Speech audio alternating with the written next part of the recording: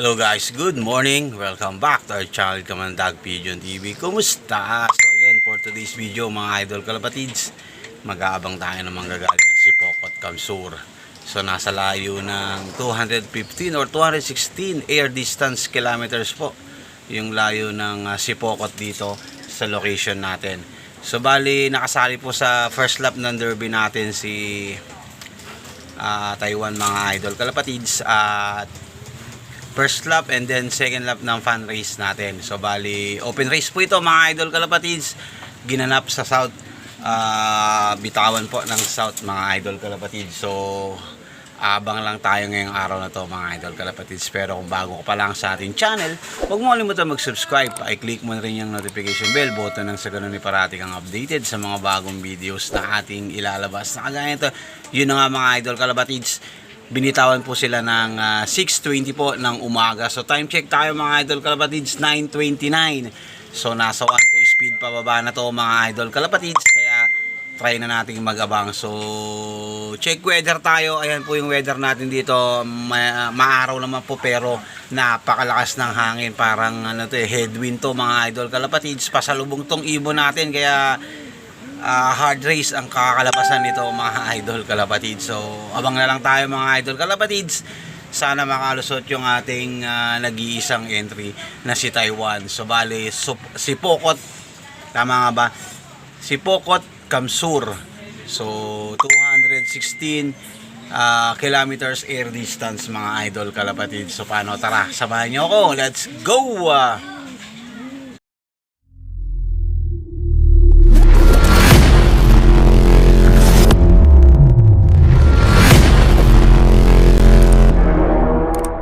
Mga idol kalapatids, sinabi ko sa inyo na pinapaayos natin. Ayan, diyan ko na pinalagay sa kuya ko yung loop natin. Testo, tinanggal na natin. Ayan, wala na yan. So ayan, lugon pa na yung mga ibon natin dito, mga breeder natin. Sobrang lugon na. So hayaan muna natin sila magtapos ng paglulugon.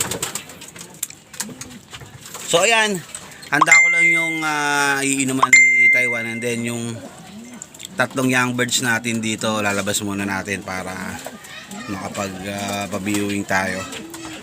At the same time maturuan na rin natin sa trappings. Yung yung grizzle na yan, at saka yung may bulutong sa ilong sa uso, itong dalawa na to. Ayan, tatlo lang na yan. So yung the rest iwan na natin dyan para mamaya makita ni Taiwan, magpapatoka tayo, baka sakaling pumasok agad siya. So yun ang update. Wala pa mga idol kalapatids, time check tayo, 9:35, 1-1 speed pababa na to mga idol kalapatid. Sana andyan na, on the way na yung ibon natin. So abangan na lang natin mga idol kalapatids. Kunin ko lang muna tong tatlong young birds natin. Yan, sumisiyap-siyap pa to. Ito, shoutout to kay paring Crumbs. Ibon niya yung dalawa na nandito, yung grizzle, ayun, at saka itong blue bar. So mega shoutout sa Tangaline group namin dyan. Good luck sa race natin. Sana pala rin tayo ngayong araw na ito. So paano, balikan ko kayo mga idol kalapatids. So yung mga idol kalapatids, wala pa yung ibon natin. Time check tayo, 9:51 na. Nasa pababa na ng 1,000 yata ang spear nito. May nag-clock na 900 plus halahala. So nasa halahala na yung mga ibon. Antay pa tayo ng mga ilang minuto mga idol kalapatids. So ayan yung weather dito, kumulimlim na. Ayun, dumidilim na yung kalangitan natin. At lalong lumalakas yung hangin. So ayun, antay lang tayo. Naglabas na tayo ng mga ibon. Nilabas ko na yung young bird natin. Nilagay ko muna sa bubungan, and then meron tayong inilagay sa tea box yung mga pang south natin.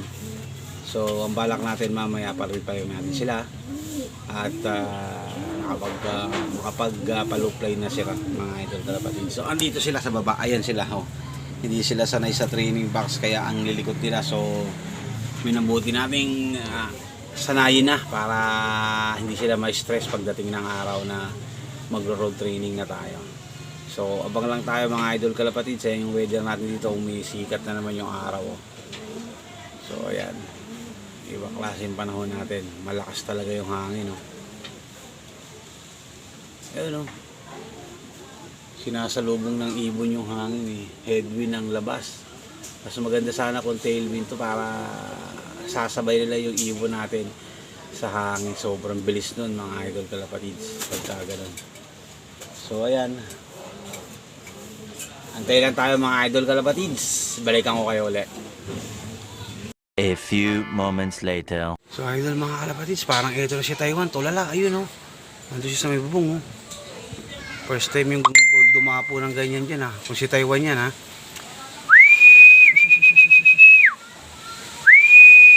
Tingnan natin kung si Taiwan to mga idol kalapatids, kasi hindi dumadapo yan dyan hingal na hingal oh. Lakas, grabe, lakas ng hangin mga idol kalapatids.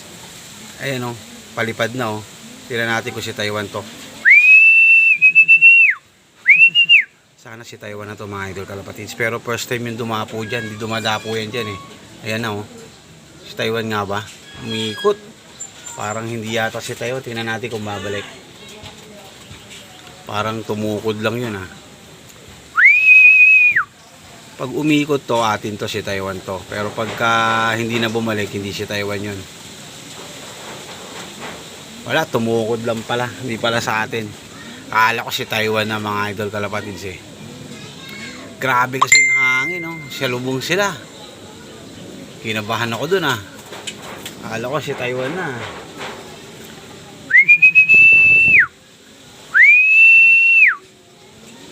So yun, time check tayo mga idol kalapatids. Wala pa naman si Taiwan 10:04 na. Ala, anong speed na to? Hindi ko na alam kung anong speed na to mga idol kalapatids. Grabe, lakas ng hangin Tinatangay na yata yung bubong ko rito Santay lang natin mga idol kalapatids. Baka si Taiwan nandiyan na yon. So balikan ko ulit kayo mga idol kalapatids. So mga idol kalapatids, wala pa Taiwan natin. Anong nangyari kay Taiwan? Time check tayo mga idol kalapatids, 10:58 na. So possible cut-off natin nasa 11:28 siguro, 29 mga ganun, hindi natin sure. Pero dapat bago mag 11:30 nandito na siya para okay ang first lap natin. Okay lang yan, kahit 700 pa ba, basta clock tayo mga idol kalapatids, yun ang importante sa atin. So waiting pa rin tayo kay Taiwan at yun, grabe hirap ng liparan ngayon talaga. Nasa 817 ba yun? O 800 plus yung mga sumali. Bali yung nakakapagpaklak pa lang is nasa 90 plus pa lang yata mga idol kalapatids. Sobrang dami pang walang ibon na umuwi. So sana makauwi pa yung iba. Congratulations dun sa 92 na nag-clock.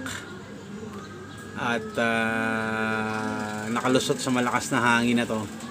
So waiting pa tayo kay Taiwan mga idol kalapatids, maging sa mga tropa natin na parang wala pa rin yata silang paklak.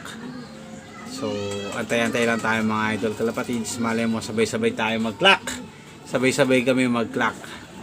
So update ko na lang kayo maya-maya sa pag-aabang natin kay Taiwan. Mahaba-haba pa naman yung oras natin, so meron pa tayong mga ilang minuto para mag-abang. So paano, let's go! 7 hours later. So si Taiwan mga idol kalapatids, ayun na Alright, pasok! Papasukin ko lang mga idol kalapatids para mai-clock na natin si Taiwan. Wala pa naman tayong cut-off Pagod na pagod mga idol kalapatids. Tubig para pumasok agad. Ayan. Alam, against the light tayo. Ayan na. Ayan mga idol kalapatids. Alright! Kaklak lang natin to mga idol kalapatids. Na-clock na natin si Taiwan. Ayun si Taiwan Nasa 736 pa yung kanyang speed. Paano hingal na hingal. Kawawa naman Taiwan natin mga idol kalapatids. Naglulugong pa yung mukha niya Naglalaglag kasi to mga idol kalapatids. Kawawa naman Yan sinasabi ko, magkakawa na ikaw. Pumipikit-pikit siya Sobrang hirap ng pinagdaanan ni Taiwan mga idol kalapatids. Pero yun, nakalusot. Congrats sa'yo Taiwan. So yun mga idol kalapatids, maraming salamat sa suporta nyo. Hanggang sa muli, God bless. Masalama.